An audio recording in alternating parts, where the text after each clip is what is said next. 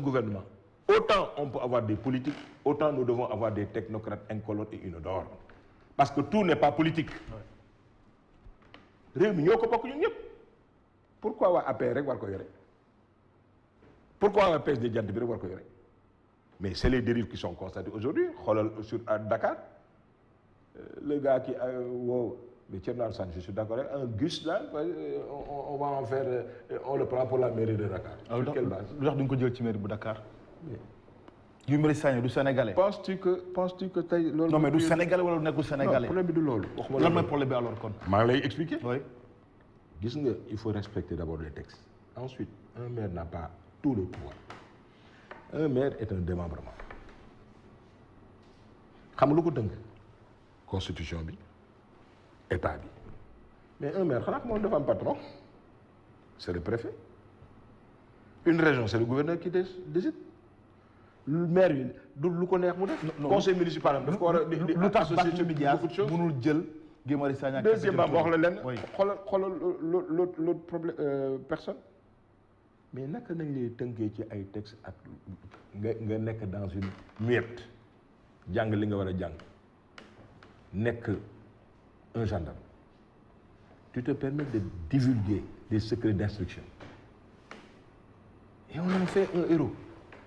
Même si ni ñu ko defee man ça me pose un problème. Am na loo xam ne nag da nga ko waroon régler mu jeex durablement doo xaar ba jaan bi romb la ngay dóor ci bëtët bi su yàqul du defar. Mais man dama gëm ordre ak discipline. J'ai toujours dit Latif Coulibaly muy dégg benn émission bu ma defoon ci rajo boobu xam télévision ma ne ko man dama gëm que le Sénégal dañu toll fenn fa xam on avait besoin d'un despote éclairé mu ne qu'il n'était pas d'accord avec moi ma ne ko je respecte ton point de vue. Man loolu laa gëm. Aucun État au monde ne s'est développé sans un minimum de discipline. Mais ku mu neex nga saaga loolu la neex nga def ci benn. Non mais monsieur le ministre. Répondre sama question dama ne lan moo lay dérange ci recrutement Guy Marius Sagna ak capitaine Touré par le maire de Dakar. Parce que faj maire la parce que oui parce que c'est une clique de copains affaire de copinage la loolu ma def noonu dañ ko bannir di wax ne que APR loolu rek lay def dafa am loo xam ne da ngay am hauteur ci loolu mooy li dal ak Guédiawaye mais du ñu la jox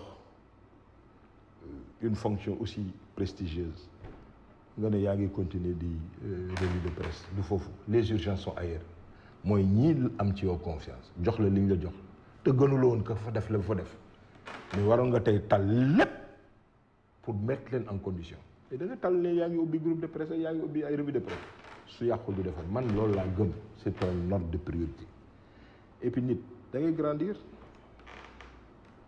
gis nga personnalité on a énormément de politiciens le Sénégal a soif d'avoir des hommes politiques qui ont une vision qui savent raison garder mais donner du temps au temps par rapport à leur posture mais lu nekk nga xeex ko tey enfin man de je les ai pas élus mais je respecte le vote des Sénégalais des Dakarois ñoo xam dafa mel ni ci menace Macky Sall moom jusqu'à présent digéré wul sa défaite lors des dernières locales. Baba loolu yaa leen ko wax Dakar. Baba yaa leen ko wax parce que y a un problème Baba loolu yaa ko wax li ma la wax léegi ci gars dans une juridiction normale au Rwanda au Bénin au Niger en France mais il y a eu un chef d'état-major bi Macron toogee premier anniversaire bi mu def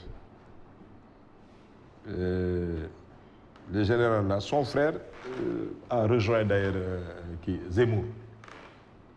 Il avait des problèmes parce que mënul comprendre il avait des divergences avec le président de la République mais gars ils lui ont rappelé ne ko mais général ñu ne ko un militaire ça ferme sa gueule excusez-moi de l'expression où il en tire toutes les conséquences mu dem il a préféré démissionner dem monter carré parti politique am. Il faut faire tomber les masques même yéen dans votre corporation il y a aujourd'hui beaucoup de journalistes qui n'en font pas une finalité xam nga lan la moyen la pour dugg en politique et de qui se moque-t-on mais fais tomber les masques demal defi politique mais waruloo utiliser ta position sur les médias en sachant que l'impact des médias est terrible sur les populations benn moment nga ne naxee mbay dem defi leneen jikko yi nañu war a defaraat tolluwuñu fenn foo xam ne tey Sénégal tey xeex bi mooy lan par tous les moyens il faut accéder au pouvoir je ne suis pas d'accord c'est pas par tous les moyens man fu ma gis dëgg bi dama koy wax d'accord alors est-ce que